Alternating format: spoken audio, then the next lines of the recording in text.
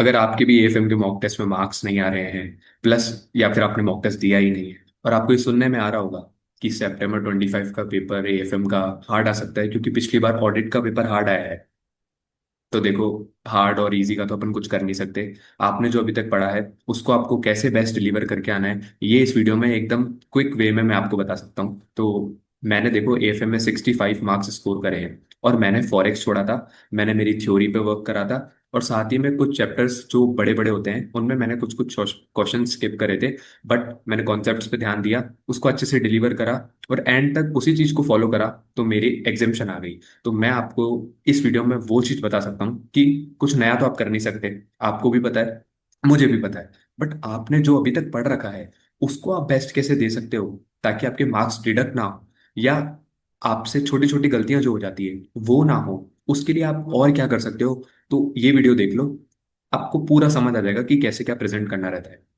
और मैंने पिछली वीडियो में जो मैंने एफआर की डाली उसमें भी मैंने बताया था कि कुछ भी प्रॉब्लम हो सारे डायरेक्ट टेलीग्राम ज्वाइन करो, मुझे भेजो, मैं अभी हैंड टू हैंड रिवर्ट्स कर रहा हूँ एग्जाम तक सबको, और आगे भी जब मुझे टाइम मिलेगा करता रहूंगा।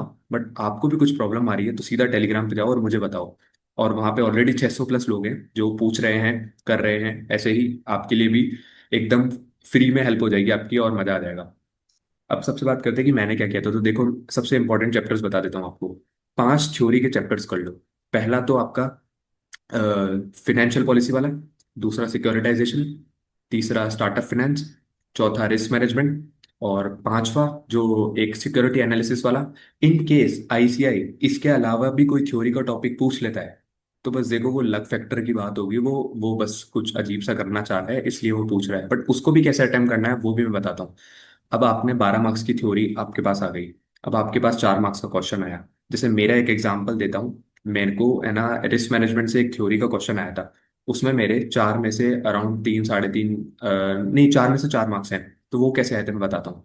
मुझे ना उसके ये नहीं समझ आ रहा था कि कौन से रिस्क मेंशन करने हैं, तो मेरे को है ना 7 8 पॉइंट याद आ रहे थे, तो मैंने ना सारे पॉइंट लिख दिए। और मेरे पता है मार्क्स कैसे आए, ऊपर के 2 पॉइंट में 2 नंबर, और 7th और 8th पॉइंट में 2 नंबर, बीच के सारे गलत। तो अब देखो, अगर मैंने 8 पॉइंट नहीं लिखे होते, थ्योरी का सिंपल गोल्डन रूल होता है, जितना आता है जितना याद आ रहा है एक्स्ट्रा लिख दो, और जितने मार्क्स का क्वेश्चन है उतने पॉइंट तो लिखने ही हैं, प्लस एक्स्ट्रा भर के आओ जितना आ रहा है। तो अगर मैंने एक्स्ट्रा नहीं भरे होते तो देखो मेरे 2 नंबर कट जाते। तो ये चीजें आपको उस टाइम पे दिमाग लगानी पड़ेगी। दूसरा अगर मैं बताऊं, थ्योरी हो गई, प्रैक्टिकल की बात करते हैं। फॉरेक्स छोड़ना कैसे है। फॉरेक्स का एक बेसिक आइडिया ले लो, अगर आपने पहले पढ़ रखा है कि कौन सी रेट कैसे कन्वर्ट होती है, पीछे के जो छोटे छोटे नोस्त्रो वोस्त्रो ऐसे छोटे छोटे क्वेश्चंस बनते हैं, वो एक आइडिया ले लो। बाकी मैंने कुछ नहीं करा था अलग से, टू बी ऑनेस्ट मैंने कुछ नहीं करा था। और बड़े चैप्टर्स जैसे हो गए सिक्योरिटी वैल्यूएशन, पोर्टफोलियो, उनमें से कोई भी कैसे भी क्वेश्चंस बन सकता है, तो नोट्स पे अपनी कमांड रखो, फॉर्मूला याद करो। अगर आप उसका फॉर्मूला लिख सकते हो ना, तो फिर उसके बाद आपको क्या करना है, देखो अटेम्प्ट करने का मैं तरीका बताता हूँ। आप अभी प्रैक्टिस करोगे आपको सारे क्वेश्चंस नए लगेंगे, प्लस जो क्वेश्चंस आपने मार्क कर रखे हैं वो तो आपसे सॉल्व ही नहीं होंगे। क्यों? क्योंकि मार्क ही इसलिए करे थे ना कि वो हार्ड है, टफ है, तो उसको देख करके अपना कॉन्फिडेंस लूज मत करो। वो जो आपने मार्क करे थे वो टफ क्वेश्चंस हैं, तो इसलिए आपको प्रॉब्लम आएगी उस चीज में। बट हाँ, कॉन्फिडेंस बूस्टअप करने के लिए मैं एक तरीका बताता हूँ। सबसे पहले फॉर्मूला रिमाइंड करो, फॉर्मूला याद आ रहा है, गुड, फॉर्मूला मैच कर लिया, सही है। अब फॉर्मूले में जो वैल्यूज पुट करनी है, देखो वो कैसे कैसे फाइंड हो सकता है वो आपको पता लग गया।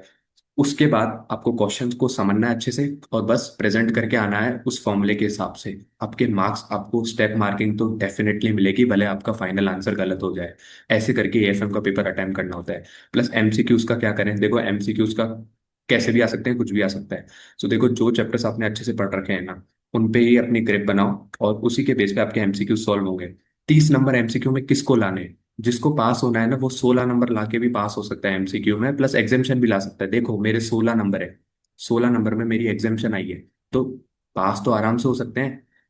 दूसरा, चैप्टर्स मैंने बता दिए, बिजनेस वैल्यूएशन, म्यूचुअल फंड अच्छे से करना, डायरेक्ट उसमें से उल्टे सीधे क्वेश्चन ज्यादा घूमते भी नहीं है, पेपर हार्ड आ जाए तो भी 40 मार्क्स आपके आराम से बन जाएंगे, अगर आपने म्यूचुअल फंड हो गया, बिजनेस वैल्यूएशन हो गया, थ्योरी हो गई, डेरिवेटिव हो गया, ये आपने कर रखा है तो। और मैं आपको साथ में बताऊं तो, मैं आपको एक क्वेश्चन कैसे प्रैक्टिस करते हैं ना ये मैं बता देता हूँ, और पेपर का पैटर्न कैसे अटेम्प्ट करना है। सबसे पहले दो बेस्ट डिस्क्रिप्टिव क्वेश्चन उठाना, और उसके बाद जितने आपको आए ना, जैसे एक क्वेश्चन है उसके आपको 3 पार्ट्स है, उसमें से 2 आते हैं, एक नहीं आता, तो उसको एक को स्पेस छोड़ के तीसरे पे चल जाना। बट अगर आपने जो 2 पार्ट्स हैं जो आपको आते हैं, उसमें से भी आपको कुछ नहीं आ रहा और एक फॉर्मूले पे आप अटक गए, तो उसमें ज़्यादा टाइम डिवोट मत करना, उसको वहाँ फॉर्मूला लिख के आगे चले जाना दूसरे क्वेश्चन पे। ये चीज़ मैंने देखी थी मेरे एग्जाम के टाइम में, फिर उस पर रिवर्ट बैक करना।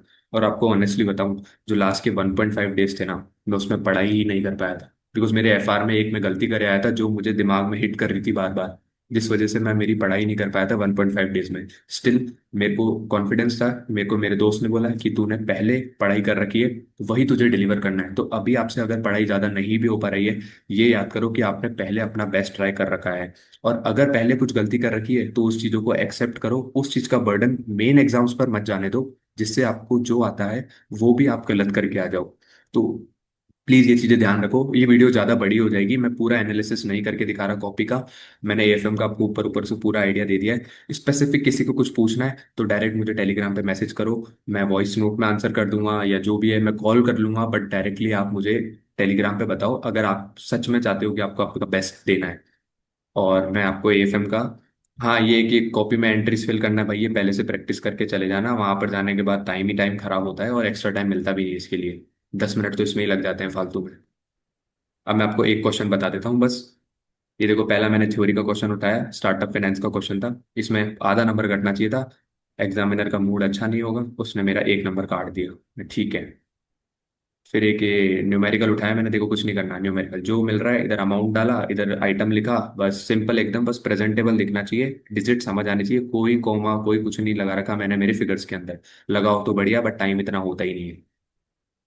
अब एक चीज मैं जो बताना चाहता हूँ, ये देखो, क्वेश्चन 4 का भी नहीं आता था मुझे ढंग से।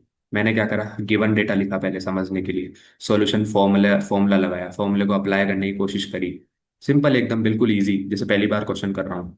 फॉर्मूला नहीं बना मेरे से, आगे आया, जितना हुआ सॉल्व करते करते करते जो फिगर निकला ठीक है। आगे आया, अटक गया, सॉल्व ही नहीं हो रहा, क्या करूँ?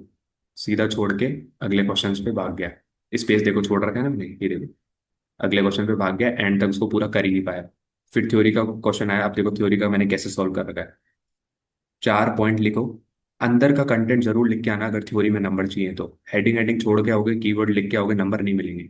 अंदर का कंटेंट जरूर लिख के आना। फिर ये देखो, पोर्टफोलियो वाले का जैसे मैंने बताया, पहले फॉर्मूला लिखा, उसके बेस पे फिर तुम क्या करोगे, फॉर्मूले में जो पूछा है उसको निकालने की कोशिश करोगे। ऐसे स्टेप बाय स्टेप चलोगे ना, डायरेक्ट छलांग लगाओगे पेपर आते ही, अरे मेरे 60 नंबर, 60 नंबर 70 नंबर चाहिए, नहीं आएंगे। धीरे धीरे चलते रहोगे, स्टेप वाइज नंबर आ जाएंगे। और अगर किसी को लग रहा हो ना कि तुम एक वीडियो देख करके तुम सब कुछ अपना मैनेज कर लोगे, तो देखो जिसने अभी तक ऑनेस्टली और डेडिकेटली पढ़ाई करी है ना, और जिसको अपने आप पर भरोसा है कि वो कर सकता है, तो वो तो कर जाएगा। बट जो सेल्फ डाउट्स लेके बैठा है, जो दूसरों से कंपेयर कर रहा है, जो खुद की सिचुएशन नहीं देख रहा है, उसका कुछ नहीं हो सकता। उसके लिए अगर वो सच में कुछ करना चाहता है तो अभी भी टाइम है, अपना बेस्ट दे दे और पास हो जाएगा। फिर भी अगर आपसे कुछ छोटी छोटी गलतियां हो जाती है तो देखो, थोड़ा सा है ना माइंड को एक्टिव रखो जब आप पेपर सॉल्व कर रहे हो, प्लस थोड़ा सा ना पॉजिटिव बिलीव रखा करो। अपन कंटिन्यूअसली ये सोचते रहते हैं गलत हो जाएगा, गलत हो जाएगा, अरे करने से पहले कैसे गलत हो जाएगा? तुम अच्छे से दिमाग लगा के उसको करो तो सही, और जो हो जाएगा सो हो जाएगा, वो आपके हाथ में नहीं है ना। आप बस यही बोलते रहो सही हो जाएगा, सही हो जाएगा, और ऐसे करते करते पूरा पेपर कर दो जितना आपसे वो सॉल्व हो। मेरे से बुरी सिचुएशन एग्जाम के टाइम पे 1.5 डेज में मैं कुछ पढ़ ही नहीं पाया, मैं खुद ऐसे फील कर रहा था, मैं समझ सकता हूँ ये सबके साथ होता है। बट यही एक आखिरी मौका है, या तो फिर कर दो या फिर वापस से वही लूप चलता रहता है। So best wishes to your exams, and in case आपको कुछ पूछना है मेरे से तो डेफिनेटली मुझे टेलीग्राम पर बताओ, और स्पेसिफिक कमेंट करके बताओ जो भी आपको मुझसे हेल्प चाहिए। And thank you so much and best wishes.